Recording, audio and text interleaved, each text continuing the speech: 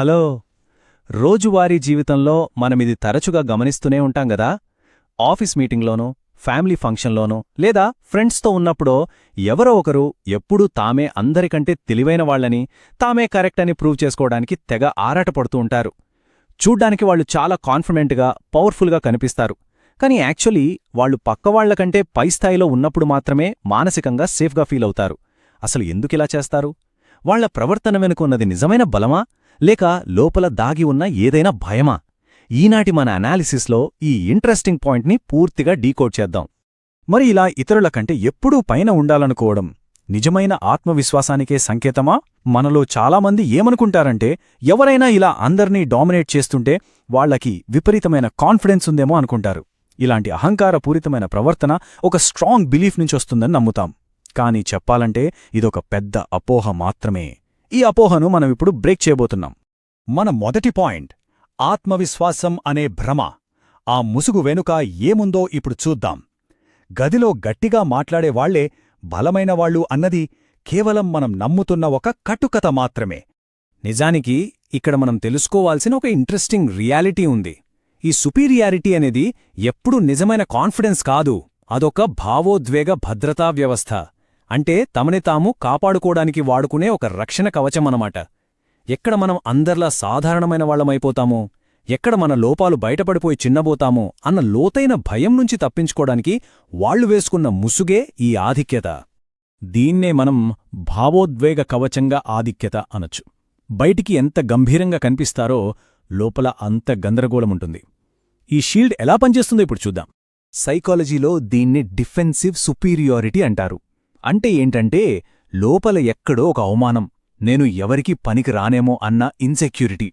ఆ బాధాకరమైన ఫీలింగ్స్ నుంచి పారిపోవడానికి అందరికంటే పైస్థాయిలో ఉండిపోవాలని ట్రై చేయడమన్నమాట. సింపుల్గా చెప్పాలంటే, తమ సొంత భయాల నుంచి దూరంగా ఉంటానికి ఎప్పుడూ ఇతరుల కంటే ఒక మెట్టు పైనే ఉండాలని ఫీలయ్యే ఒక మెకానిజం ఇది. వాళ్లు అలా పైనుంటే తప్ప సేఫ్గా ఫీల్ కాలేరు.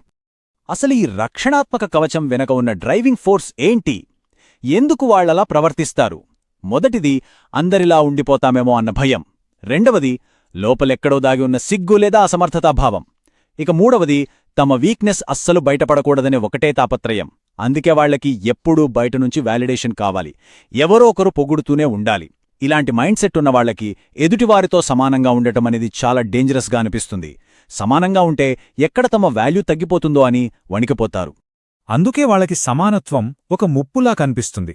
వేరొకరితో సమాన స్థాయిలో ఉన్నప్పుడు ఈ డిఫెన్స్ మెకానిజం ఎలా ట్రిగర్ అవుతుందో గమనిద్దాం.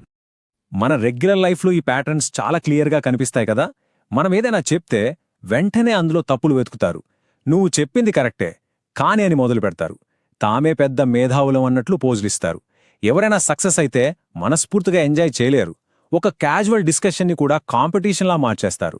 ఫర్ ఎగ్జాంపుల్, ఎవరైనా మేము ఈ వీకెండ్ ట్రిప్కి వెళ్ళాం అని క్యాజువల్గా చెప్తుంటే వెంటనే వీళ్ళు మేము లాస్ట్ ఇయర్ అంతకంటే ఖరీదైన ట్రిప్కి వెళ్ళామంటారు. ఇదంతా వాళ్ల లోపలి ఇన్సెక్యూరిటీని కవర్ చేసుకునే ఒక ట్రిక్ మాత్రమే. ఇది ఏ సిచ్యువేషన్స్లో ఎలా ఉంటుందో ఈ టేబుల్ చూస్తే అర్థమవుతుంది. ఆఫీస్లో చూడండి, కొలీగ్స్ ఐడియాలన్నీ సింపుల్గా తీసిపారేస్తారు. ఎందుకంటే తమ సొంత అసమర్థత బయటపడకూడదని. ఫ్యామిలీలో ఎవరైనా ఒక మంచి న్యూస్ చెప్తే వెంటనే దాన్ని ఓవర్టేక్ చేసేలా మాట్లాడతారు. ఎందుకంటే ఇక్కడ తమ గుర్తింపు ఎక్కడ పోతుందో, ఎక్కడ అందరిలో ఒకరిలా మిగిలిపోతామో అన్న భయం. ఇక సోషల్గా ఫ్రెండ్స్ మధ్యలో ఎప్పుడూ మేధోపరమైన డామినేషనే. ఇదంతా ఎందుకు? నన్ను ఎవరూ పట్టించుకోరేమో అన్న లోతైన భయం వల్లే. ఈ సెక్షన్ చాలా క్రూషియల్. అసూయ చిన్నచూపుగా మారడం, ఈ కంపారిజన్ సైకిల్ ఎలా పనిచేస్తుందో ఇక్కడ మనం డీకోడ్ చేద్దాం. లోపల జరిగే మెంటల్ సైకిల్ ఇది.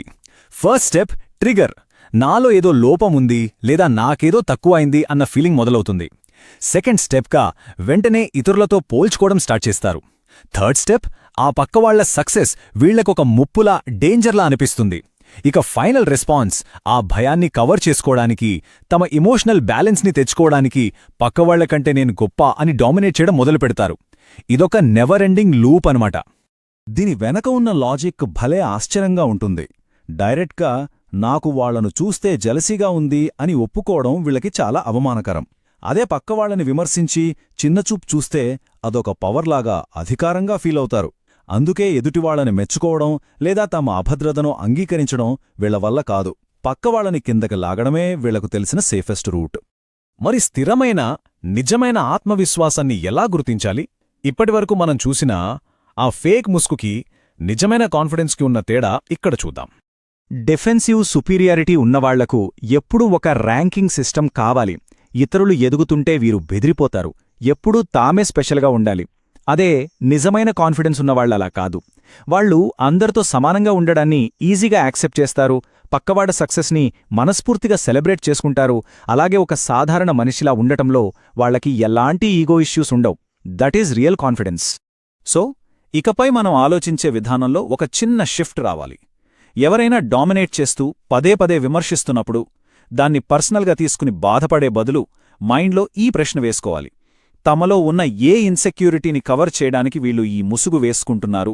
ఈ ఒక్క థాట్ చాలు. వాళ్ల డామినేషన్ని మనం చూసే కోణం పూర్తిగా మారిపోతుంది. వాళ్ల అహంకారం వెనుకున్న భయాన్ని మనం ఆబ్జెక్టివ్గా చూడగలుగుతాం.